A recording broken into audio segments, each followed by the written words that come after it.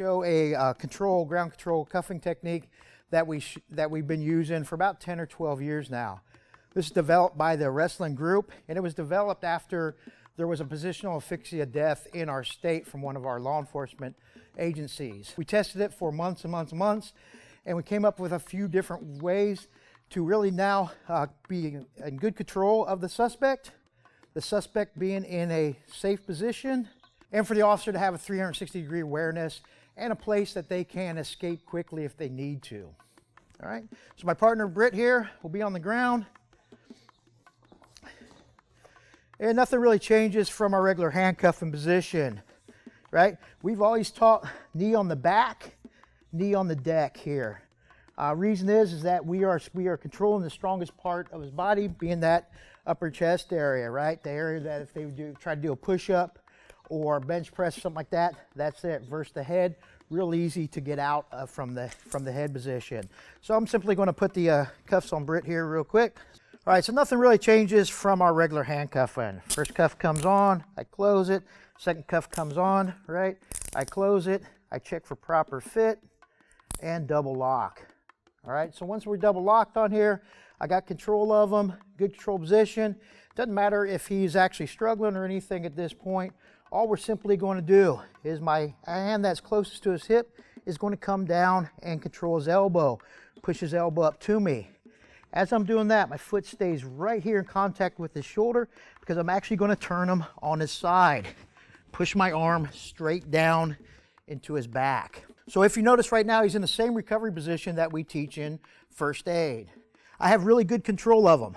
Hard for him to move around or flop around on this side position. We know from grappling that this is a good position to defend from, not a good position to attack from, right? So we have him in this position that is now technically correct, tactically correct, and medically correct.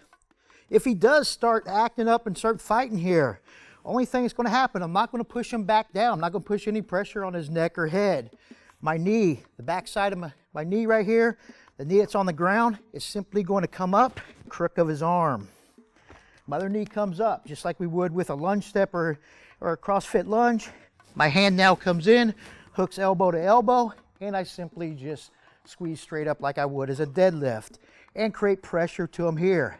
You can see Britt can still talk, right? He's getting a full air in here, but I got really good control of him. Even if he starts flipping around down that, go ahead and flip around there a little bit. You can see that the control is very, very, very good without putting that pressure on his diaphragm or neck, okay? So again, I'm here, I'm talking to him, he starts fighting, acting up, starts doing whatever he's gonna do to me. The knee that's on the deck slides up, goes right into the crook of the elbow. This arm here, the arm that's on his back, again, crook of the elbow, comes it. I straighten my posture straight up and connect to control. From this cuffing position, I'll get him off of this shoulder now. I'll simply just turn him up. My knee that's up comes right to the middle of his back, and now I can let him actually relax. He can lean back into me. So again, I can see 360 around me. He can breathe, talk. I can give him any type of, medical attention that I need at this point here. I can start asking him questions. Hey, you okay? You doing all right? Hey, we're going to get you to jail, or whatever comes out that. If he starts acting up again, I don't want to put him on his pressure on his chest or neck. Hand comes in, simply rotates the chin away from me. Arm hooks at the elbow. I push him straight back to his shoulder, drive back in with that knee to the elbow, and I go back to my control position. If I need to stand him up, I don't want to pull on his shoulders, wrist, or the handcuffs itself. All I'm simply going to do is I'll ask him to bring one leg in. One leg into it, something like this. Again, watch. I'm going to take his head, push his head and body over top of his knee here. As I'm doing that, the arm that is controlling his elbow on this side is slightly pulling up, but not jerking or not a lot of pressure to it. And you'll see that as I push him here, I'm pushing him up, he comes right up on his knee, and allows him to stand up just to go to our control position to escort him to our vehicle.